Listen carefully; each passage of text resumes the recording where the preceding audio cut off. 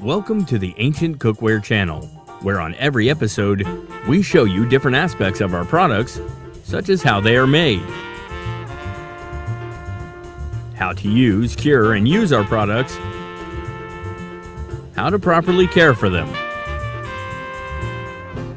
and even recipes which you can use to get the most out of our products.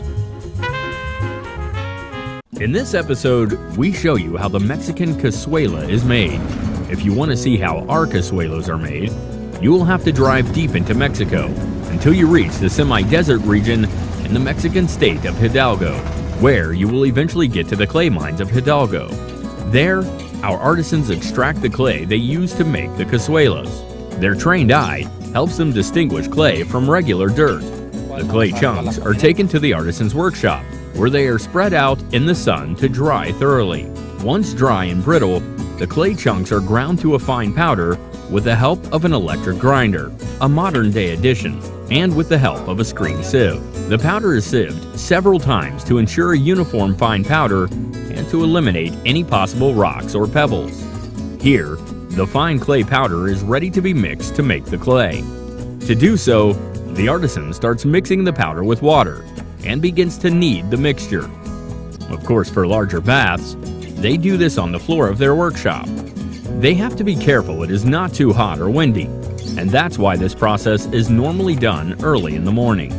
The artisan continually adds water or clay powder until the correct consistency is achieved.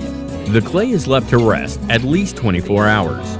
Here you can see that the rested clay is more pliable, compared to this fresh one, which is not.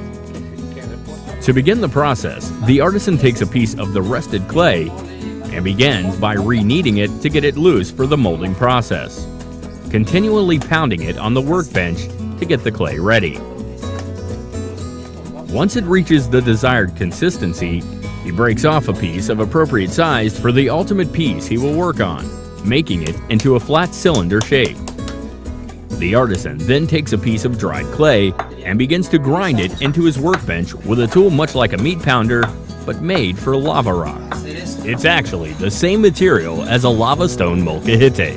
This grinding provides a powder which he uses to prevent the clay from sticking to the table or the mold he will use, much the same way a baker uses flour to prevent dough from sticking to the work surfaces or mold. This little rock, as you can see, belonged to my great-grandparent. Very old, it is even missing a piece. I don't throw it away, not only because it's memory of my ancestors, but also it is very practical. So how old is this tool? Vamos a hablar de como de 120, 130 años. Let's say 125 to 130 years.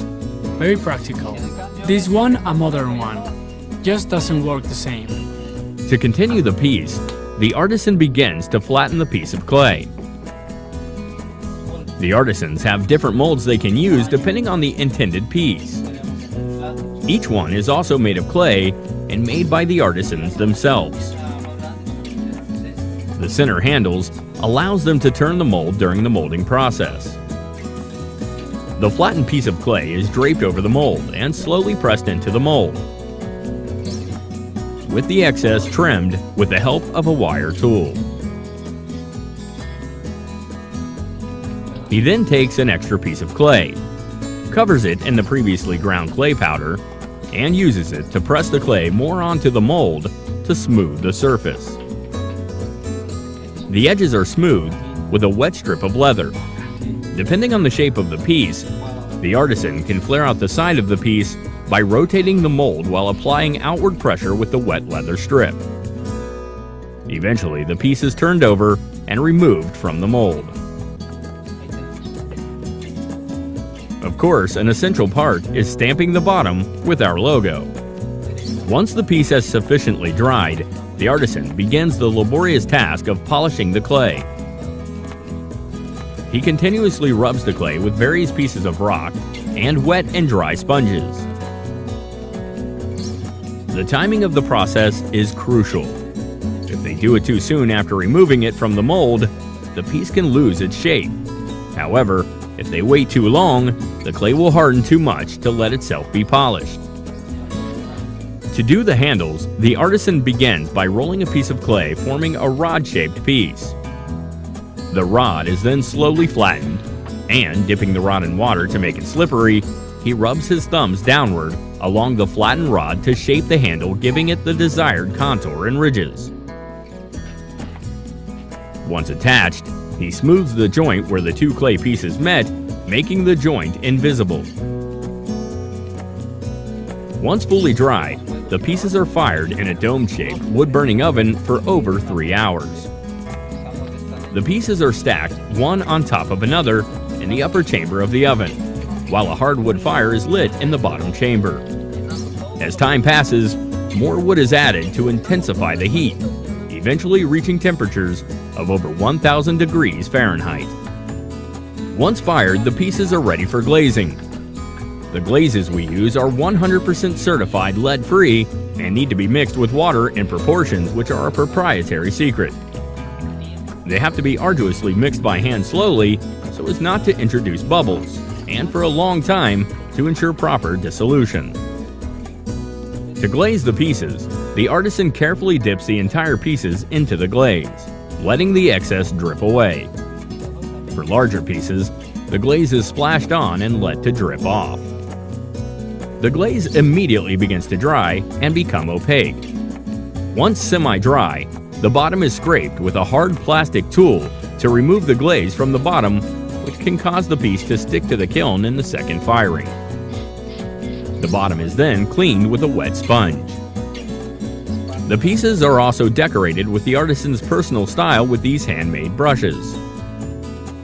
Once the glaze is fully dry, the piece is then ready for the final step of the process, which is the second firing. The second firing is done in a modern gas kiln to better control the temperature and the conditions. If during the second firing the temperature is too low, the glaze will not mature or become transparent, and if it's too high, it will become too melted and actually run off the piece.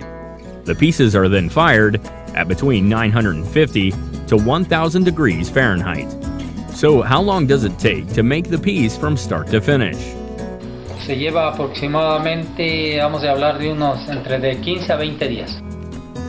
Total approximately 15 to 20 days.